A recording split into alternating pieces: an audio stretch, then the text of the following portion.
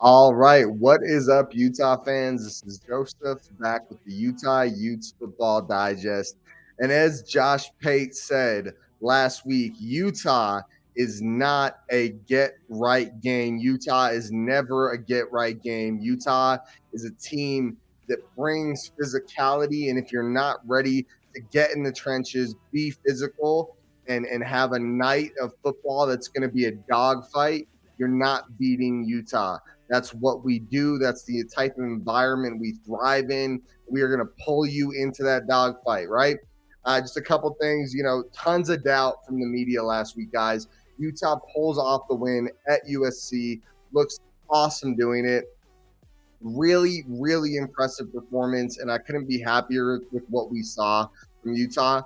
And I think going into this game, the amount of media talking heads that were completely ruling Utah out just tells you how little the talking heads really dive into these matchups. And to be fair, it is tough to dive in every week and expect to really understand what's going on in these matchups, because if you did dive into Utah, you know that Baki looked amazing the week before, and Jaquindon Jackson was back in the fold, and we looked awesome every time Jaquindon Jackson's in. Not that he makes our offense perfect, but the spark that he provides, we'll talk about all that later, but just so awesome to see Utah shut up all the doubters, put all the hate and negativity away, and let them know that Utah is a premier football brand in this country. It is awesome to see. And after this past weekend, guys, we have the world ahead of us. The world ahead of us, guys. Tough, hard-fought game against USC. Felt like at times there Utah was pulling away with the game, and that it was just over, right? That it was over. There were times there, I think we were up 28-14 at one point. And then all of a sudden we started letting USC creep back in because of a few bad mistakes. But end of the game, we drive down the field. We make it happen. Cole Becker kicks a clutch kick in the final buzzer to make it happen for Utah. Huge win over USC. Utah continues on to be 6-1. Super, super exciting, guys. After that game, it was announced that the AP poll, Utah is the number 13 team in the country. We moved up one spot. We've got Notre Dame right behind us and Ole Miss right in front of us. A couple things about that. I do, on initial impressions, I think 13 seems low, but I don't think it's as low as it seems. I mean, at 13, we're still looking really good, right? If you look at the teams in front of us, I'm just going to name them off. We've got Georgia, Michigan, Ohio State, Florida State, Washington, Oklahoma, Texas, Oregon, Alabama, Penn State, Oregon State. The only one you could debate is Ole Miss right in front of us. I mean, outside of that, I just think the top 15 this year is crazy good. I mean, those are all really good teams I just named off. And it's going to be, if we want to make a championship run, a CFP run, which is all still in front of us, guys, don't forget, 2021 at this point in the year, we're 4-3. 2022 at this point in the year, we're 5-2. This is our best start to the season out of all these historically good seasons we've had as Utah fans these past couple of years. So super exciting, guys. Be very optimistic. Number 13 is a good spot to be in, and we have a great opportunity this next week against Oregon to do even better. If you guys are not aware of the news, Oregon is coming to Rice-Eccles, and so is College Game Day. College Game Day is coming to Rice-Eccles, guys. Super exciting. A chance for Utah. Like, the whole world's going to be watching Utah and Oregon. This is a chance for us to knock off a top 10 team. And I'd say Oregon's more like a top 5 team than a top 10 team in my mind, even though they're ranked number 8. So I would just say a great opportunity for us, a real shot to knock off a big dog in the college football landscape.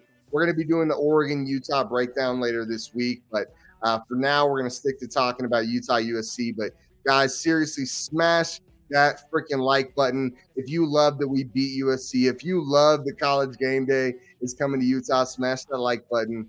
Also, comment down below What do you guys think about the USC game after we've had a day or two to let it mellow a little bit? Also, what do you guys think about Utah, Oregon? I want to know. Today, we're going to break down a bunch of impressive playmakers that we saw in Utah versus USC. We're going to break down a bunch of studs that have been standing out on defense all year, but especially against USC. We're going to talk about it all. Let's go ahead and dive in first, though. I do want to talk about a few guys that have been confirmed to be out for the season. I know there's a lot of news that goes out there, guys. I know there is. And I know not all of you guys see it. I know a lot of you guys do rely on my channel to bring you updates. So I'm going to break it down for you. So out for the season, I reported this already for Cam Rising. He is going to be medically redshirting, which means we will not see Cam Rising for the rest of this year. On top of that, Brant Kuithe has been confirmed. This is from Kyle Whittingham, that he will be medically redshirting as well. He will not be in for this season. Good news, bad news, right? Means there's a good shot we get these guys back and they're back next year. Bad news, they're not here this year. I think this team has gone so far without Cam Rising and Brant Kuithe that it's almost exciting to see where it goes from here. How good can we do without these guys, right? Those are two of the best players on this team. But what can we actually do without them, right? And trust me, there's a slew of other guys. Mekhi Bernard, what's his name? Just got injured. Thomas Yasmin, a bunch of guys. And I'm not going to go down a list, but there is a ton of injuries this year. But we will not have Cam Rising and Brant Kuithe, two of the big playmakers on this offense. Sad to see them go, but excited for the prospects of a potential huge 2024 conference championship run, and even more than that, CFP type of run. That'll be the first year of the 12-team CFP, I believe, 2024. And with Cam and Brant Kuithe on this team, the excitement about what that season could be is through the roof. I'm sure you guys are just like me. You think that season could be incredible. Another guy that has been confirmed that he's out for the season with injury is Lander Barton. Lander Barton has been a stud for this Utah Utes defense. Big-time playmaker. He's been in basically every top 5 defense list that I've given out all year. Lander Barton's super good, super talented.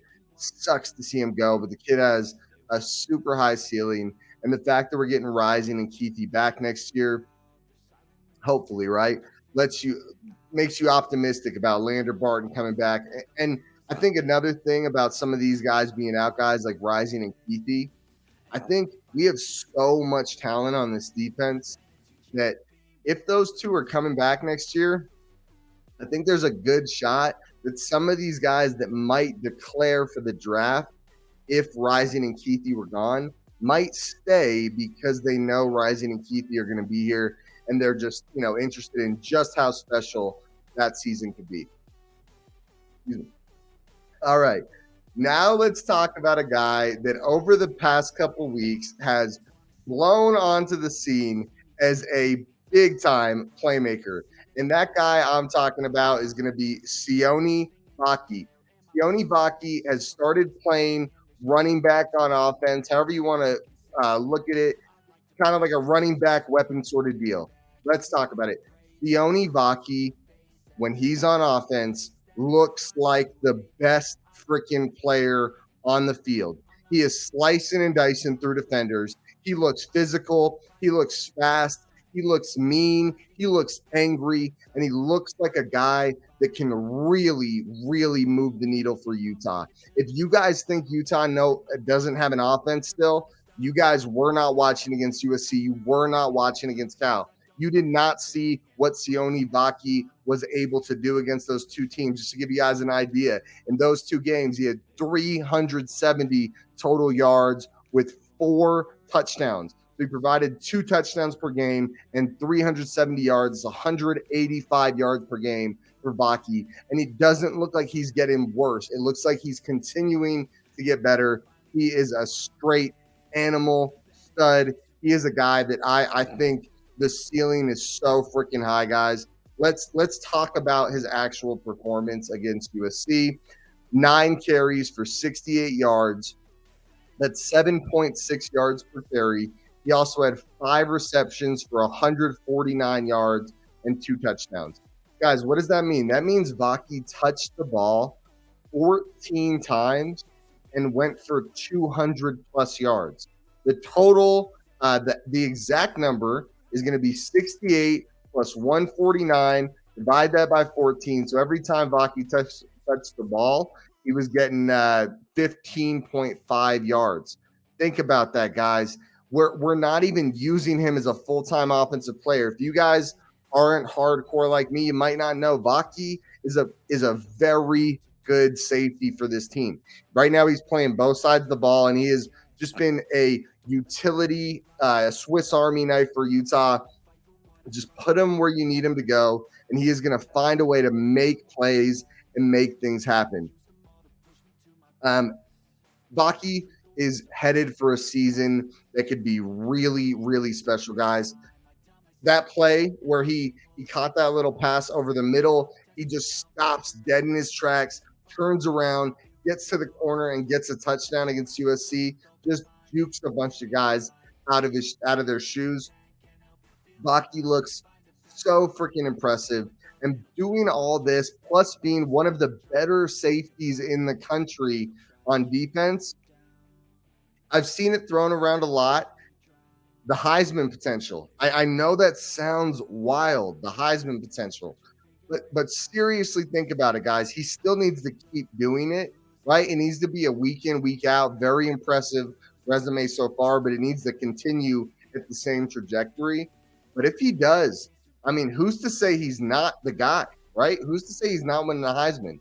If he can continue what he's doing right now, he's tracking for over 1,000 yards on offense and being a starting safety and one of the better safeties in college football.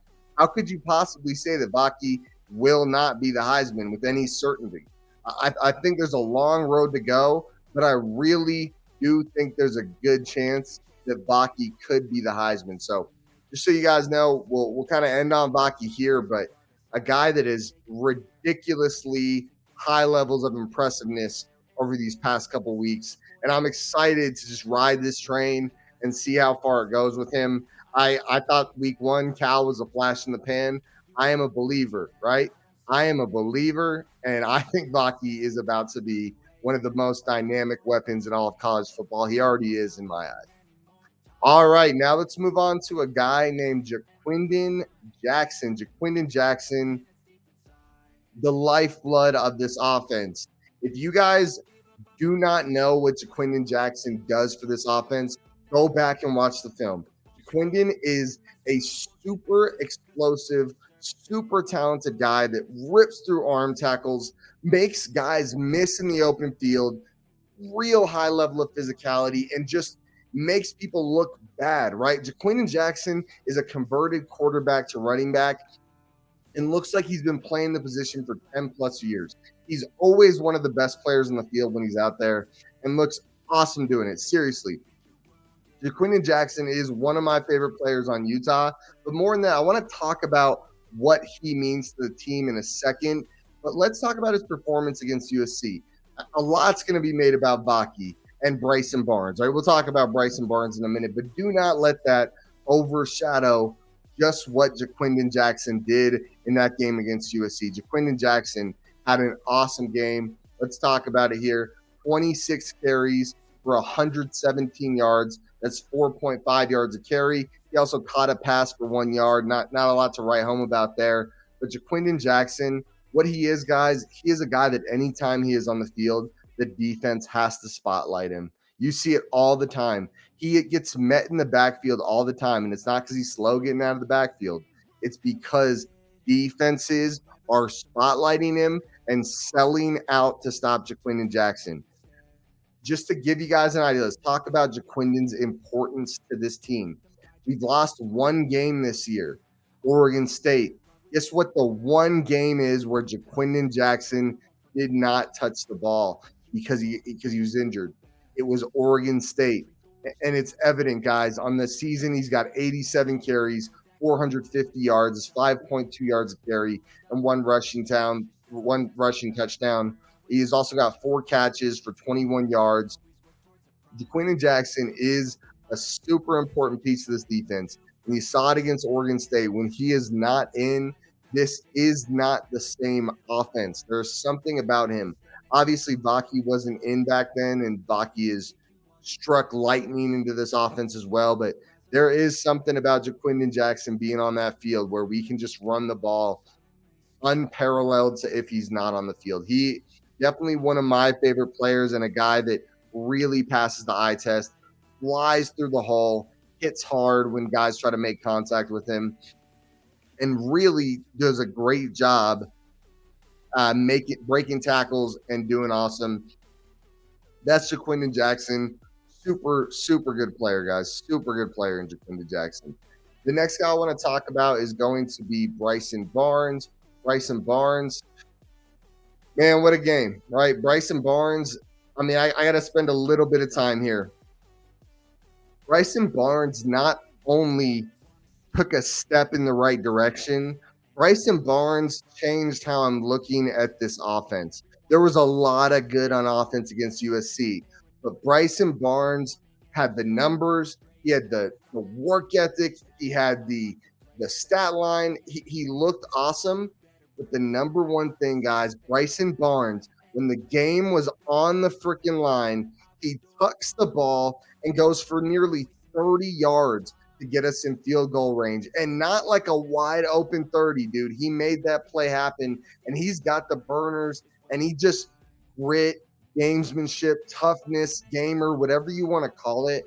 Bryson Barnes laid it on the table, went all out, and just really showed how much he cares about this team, how much he cares about winning, and how much he cares about being the starting quarterback. This guy wasn't even on scholarship to start the season, but is looking like, I don't know, he looked special, guys. He's got to follow it up, but he looked freaking special against USC. I don't think it's outlandish at all to say that. Let's talk about the actual numbers Bryson Barnes put up against USC. 14 for 23, 235 yards, 3 touchdowns, and an interception. That's a really good stat line, no matter what, guys. And for a guy that was a backup and, damn near completely counted out, it's even better. But it gets more exciting. Bryson Barnes also had 10 carries for 57 yards and a touchdown there. So Bryson Barnes' total stat line is nearly 300 yards of offense, 4 touchdowns, and 1 interception. Honestly, if Bryson Barnes doesn't play out of his freaking mind, there's a really good chance we don't win that game, especially considering how much he put the game on his back at the end of that game and just showed us that he can be the guy. On the year, Bryson Barnes is 52 completions on 89 attempts, is a 58.4 completion percentage. But be clear, there are some bad games in there that heavily weigh that down, and it does feel like he's taken a new step in what he can be. He's 4 touchdowns for 3 picks. Running the ball, he's 33 carries for 124 yards and 3 touchdowns. Bryson Barnes had his freaking coming out party last week, and I was all for it, guys. Bryson Barnes, he graded out a 74.4 according to PFF. And I love it, dude. I'm all in. I'm all in on the Bryson Barnes hype train. Just how my feelings are on Bryson Barnes right now are that he still has a long ways to go in proving that he can do this week in and week out, right? I don't think the USC defense is as bad as some people made it out to be. I don't think it's great either. But I think no matter what, you go to an away game and you put up those type of numbers, that type of just bulletproof, just mentality, just running through people, trucking people, throwing nice passes. He throws that god-awful pick six to Kalen Bullock, but he just comes right back, wipes the sweat off his brow, forgets about it, and just keeps going. That probably impressed me more than anything, how he made a vital, important mistake that could have lost us the game, but he said, hey, I'm not going to lose any sleep over it. On to the next one. I got a lot of work to still do. The way he bounced back from that for me was where I was like, okay, this is different. This is not just a guy that can win us some games and keep us in games. to me, the way he bounced back after he threw the pick six told me that he could be the guy. He could be the guy the rest of this year. And if you guys don't believe that Bryson Barnes can lead us to a conference championship, I challenge you to go back and watch that game. I'm not saying it's absolutely going to happen, but I'm going to tell you guys honestly that Bryson Barnes has a real shot and real potential to lead us to a very, very special season. He really does. Okay, let's move on to talking about some of the defensive performances that we saw against USC. Pulling it up here, the first guy you got to shout out, guys, Jonah Ellis. PFF actually granted Jonah Ellis 2 sacks in that game, where I think ESPN only gave him 1. He had 2 sacks, 1 quarterback hit, 1 hurry, 2 stops in the game, which is a negative play for the offense. If you guys don't know, Jonah Ellis is leading Power 5 football in sack. And his PFF grades are through the roof week in and week out. Jonah Ellis is a super, super impressive player. It's looking like he has the potential to be a first-round pick. Very, very likely for Jonah. And he's been a monster on the season, right? 392 snaps, 11 sacks, 1 hit, 17 hurries. Looks like an awesome player, guys. And then stops on the offense. He has 24 stops. One of the best players on this team, one of the best players on this defense.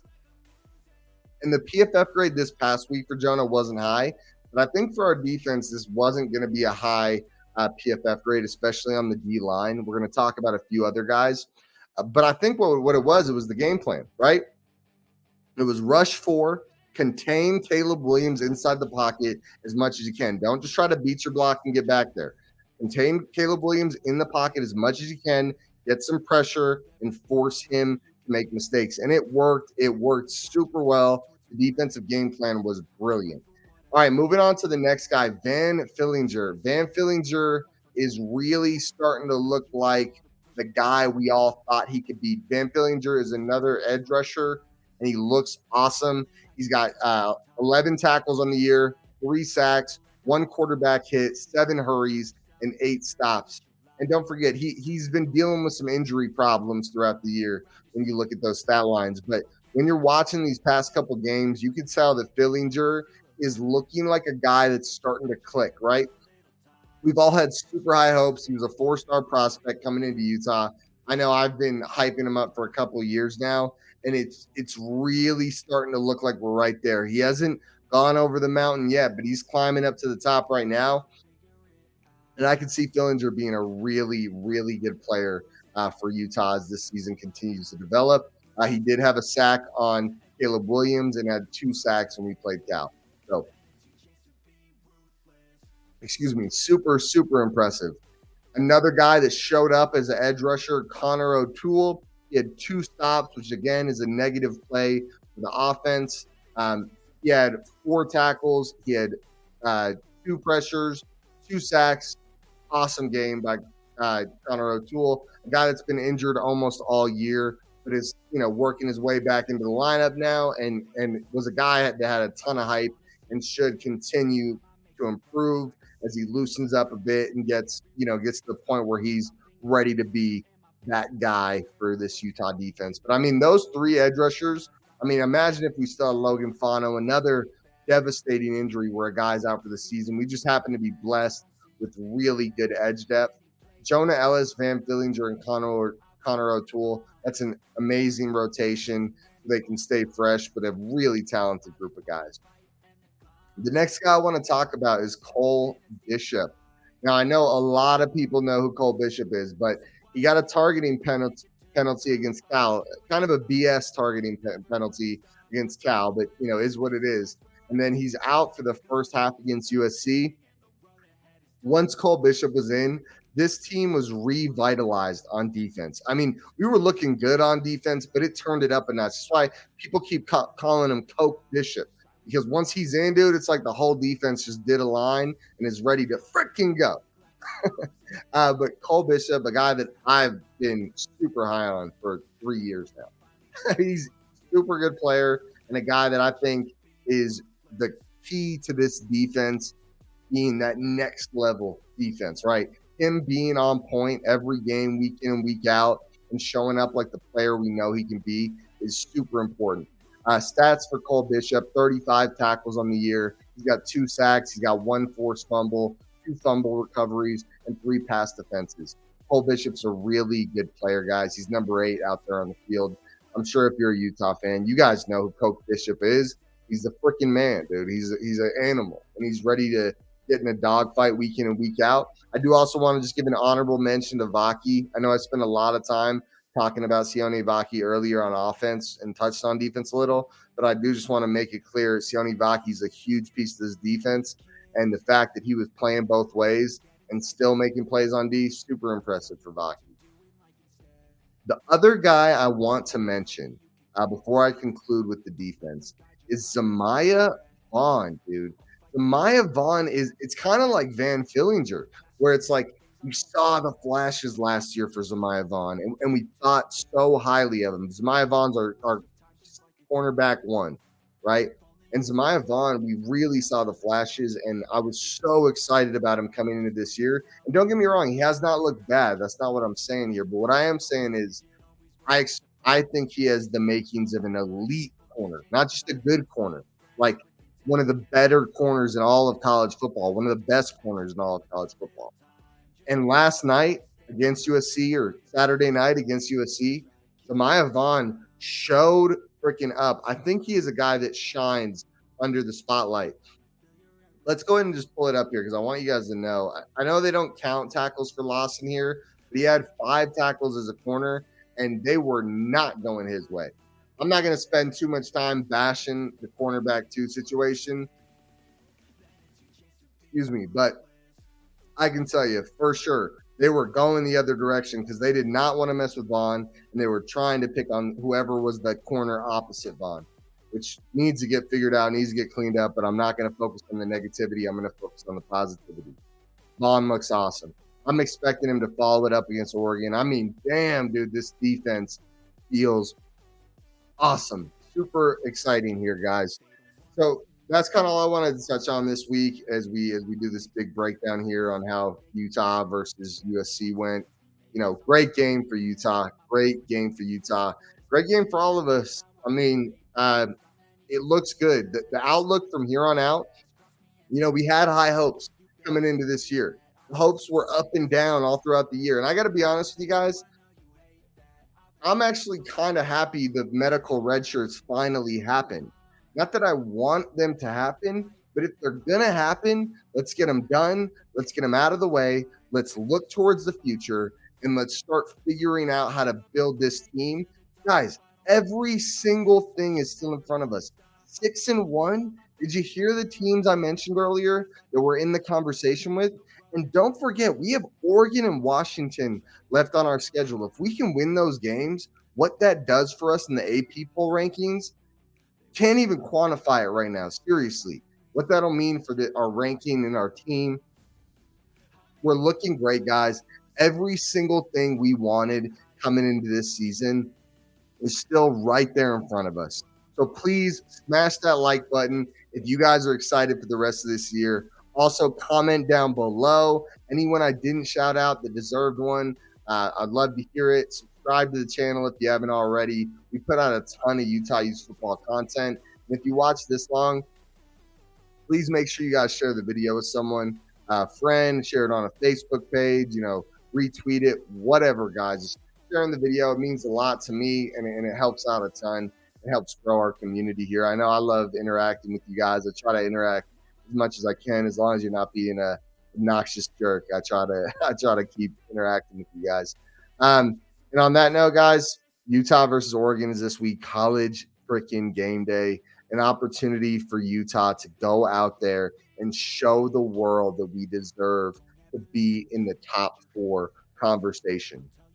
This season's feeling special already, guys. Imagine just how special it could be if we can hit that ceiling without Cam Rising. Just not that I cherish Cam Rising being out, but just how special that would actually be. All right, I'm out of here, guys. I hope you guys have a great week. Let's go Utes. And I'm out. Go Utes.